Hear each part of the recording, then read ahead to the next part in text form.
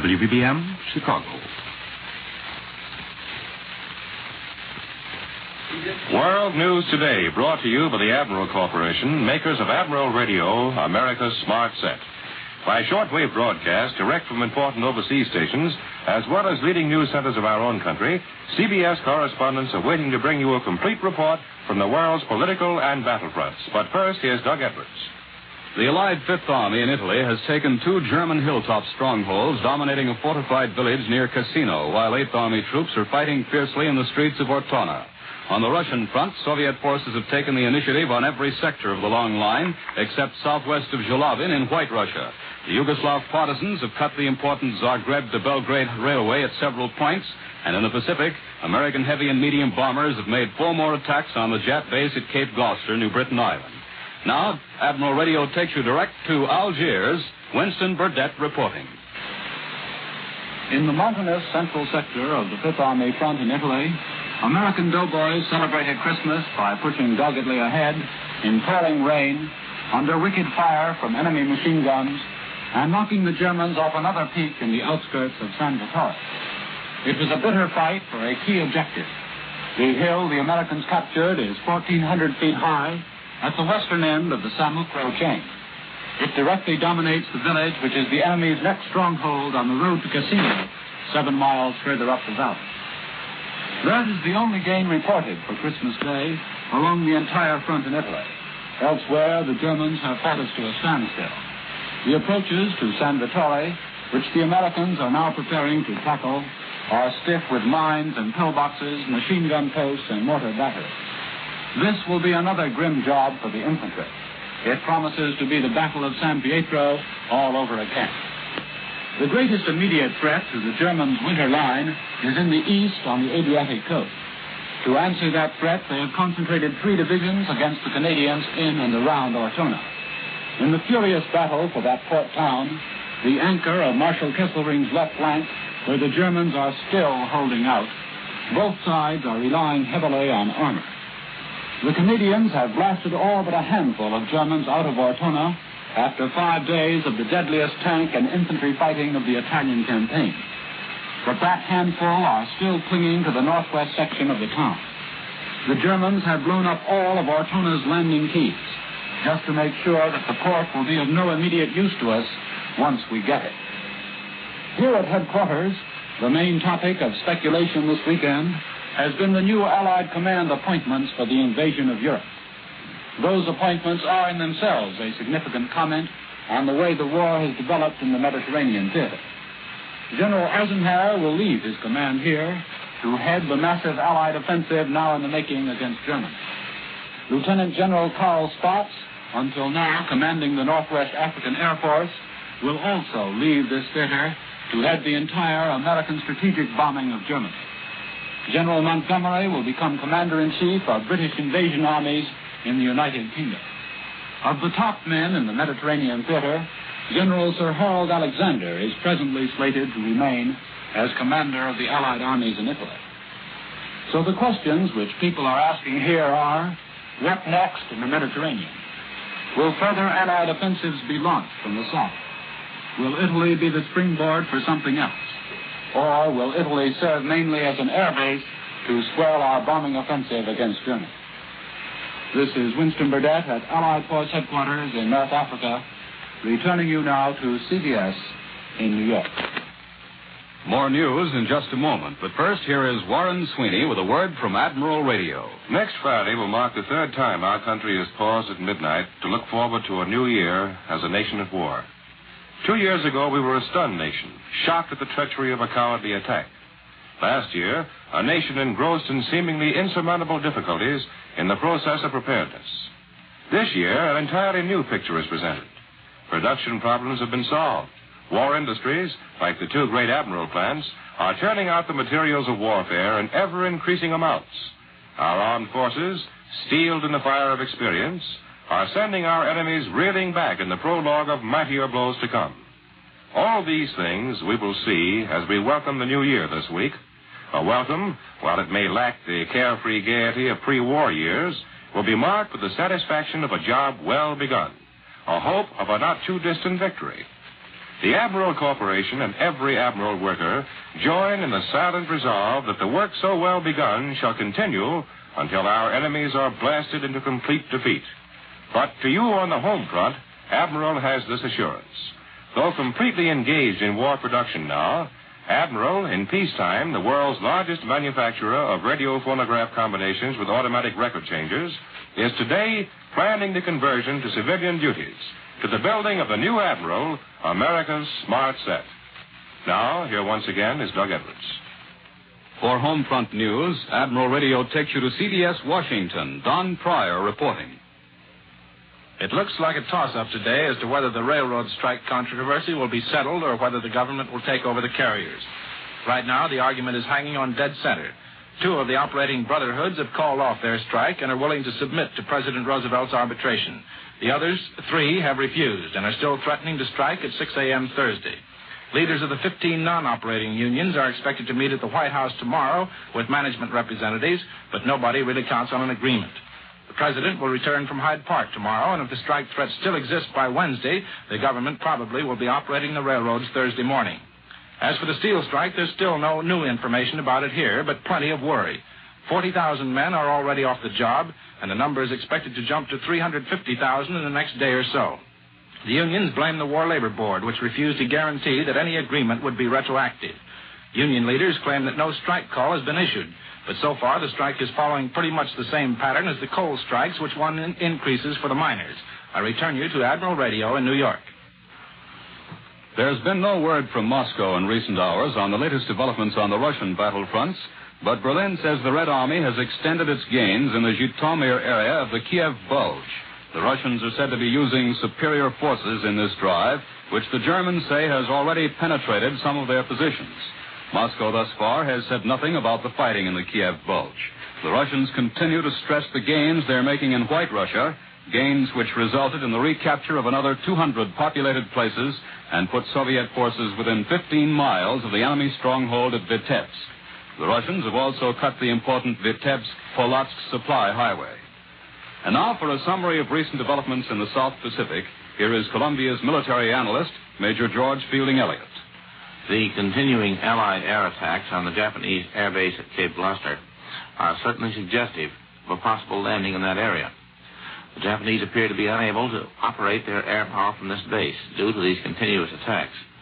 The objective of our last raid appears indeed to have been shifted to the surrounding villages where Japanese troops may have taken refuge. The Japanese and German radios are reported as hinting that a landing has already taken place. However this may be, it's clear that in the strategical sense, the same pattern is being followed in New Britain that has already been successful on Bougainville, where the establishment of an American air base at Empress Augusta Bay has been followed by the neutralization of the Japanese air facilities at all other points on Bougainville Island. The landing at Empress Augusta Bay was made under cover of long-range and carrier-based aircraft. Once made, it established a base from which all types of land-based aircraft could be brought to bear against other Japanese installations on the island. That was Columbia's military analyst, Major George Fielding Elliott. Here in our New York studio today is Russell Hill, correspondent for the New York Herald Tribune, who has just returned from the Mediterranean Theater of Operations, where he's been covering the war for the last 3 years. Mr. Hill, a lot of us here at home are interested in knowing something about the Allied generals who are conducting our offensives. You've spent some time at the headquarters of General Montgomery, the British commander of the 8th Army, who's just been chosen to play a leading role under our own General Eisenhower in the Second Front invasion. We'd like to know what kind of a general and what kind of a man Montgomery really is. There is a very revealing remark about General Montgomery, which is attributed to Mr. Winston Churchill.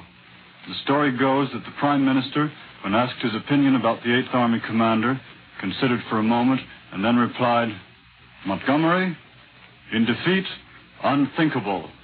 In victory, insufferable." Certainly it is true that Monty is not conspicuous for the courteous and modest manners that make General Alexander, for instance, such a pleasant person to know. Montgomery thinks he's good and doesn't mind saying so. When he thinks somebody else isn't good, he also says so. And this frankness has made him a good number of enemies. Yet his very faults have helped to make Monty a successful general. He is ruthless enough to cut red tape, to get rid of inefficient subordinates, to get the supplies he needs. In a recent attack in Italy, his army suffered very heavy casualties, particularly in junior officers. Headquarters was slow in complying with his request for reinforcements.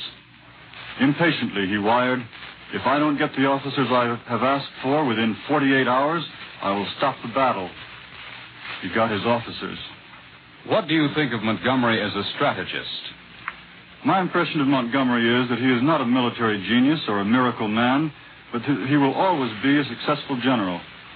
He does not carry out daring and brilliant operations which might entail some risk, but he is careful and methodical and leaves as little as possible to chance.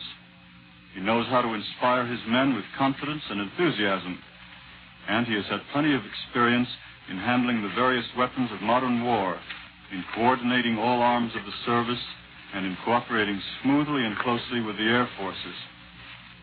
When General Montgomery leads his new army into action in Western Europe, we can be sure that he will not let us down.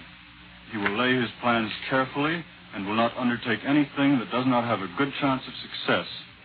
He has never yet suffered a major setback, and there is every reason to hope that he is not going to. It is important to be able to count on that.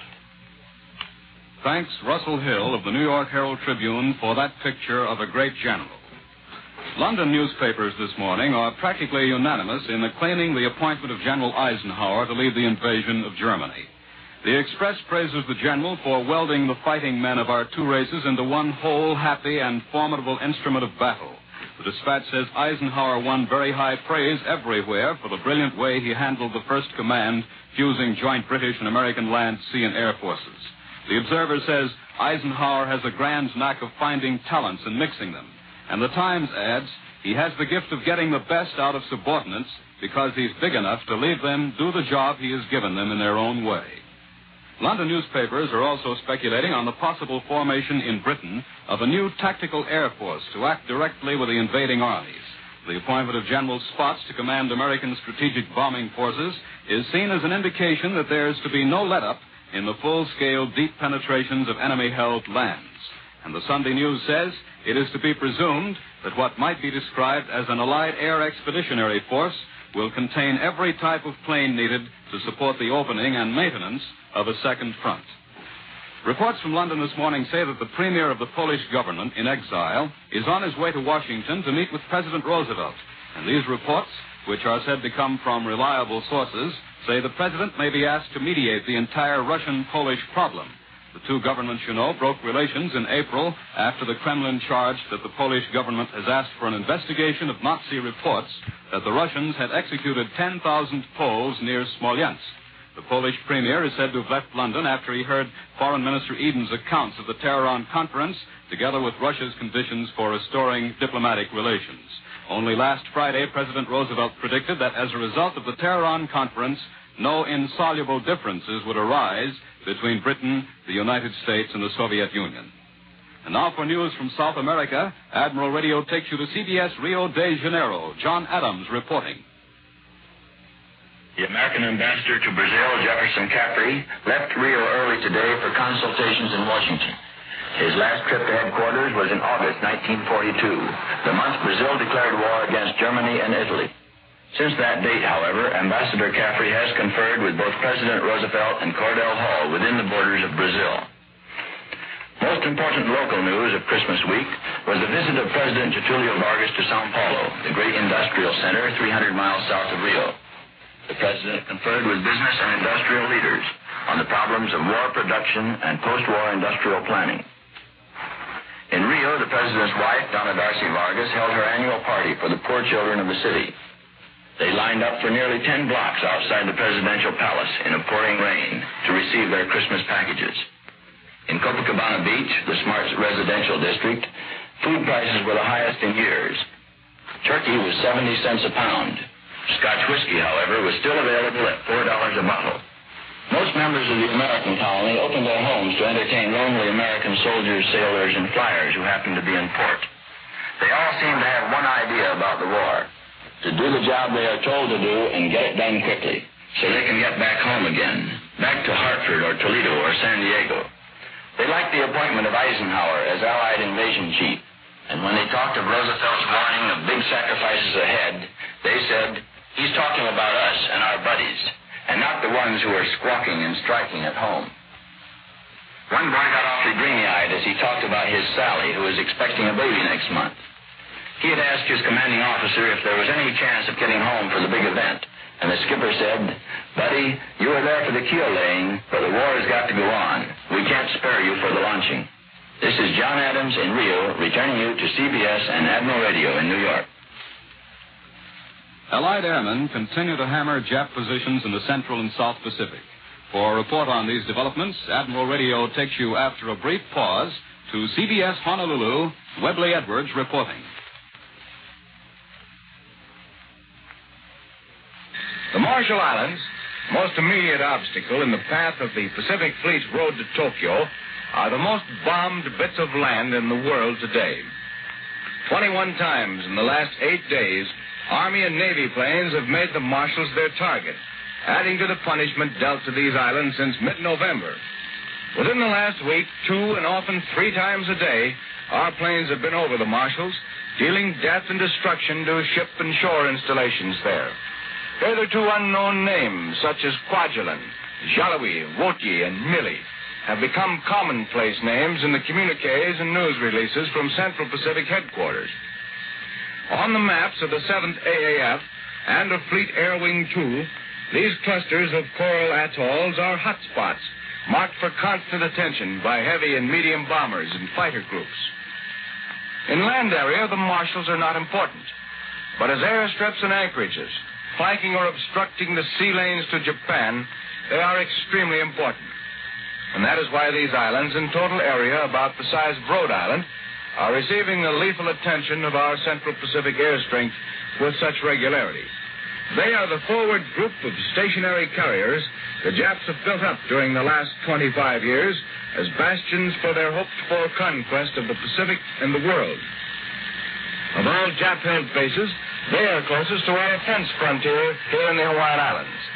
It has taken us a couple of years to establish our own bases near enough to them to give them a daily plastering.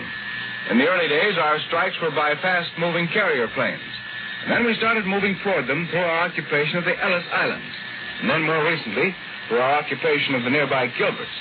The Marines at Tarawa gave us a most important airstrip there, from which our fighter and medium bomber planes could augment the attacks of the longer-flying heavy bombers from more distant islands. In the middle of the day's news, bombings on Berlin and other key German cities, predictions of an offensive against the European continent, and tremendous gains in Russia, the Marshall Islands may appear as tiny bits of land in a vast Pacific, far from the ultimate objective of our Pacific forces, which is Honshu Island in Japan. But mark this, they are 2,000 miles nearer to Japan from Hawaii, and that would be pretty good ground gaining in anybody's league. This is Webley Edwards at Pearl Harbor, returning you to Admiral Radio in New York.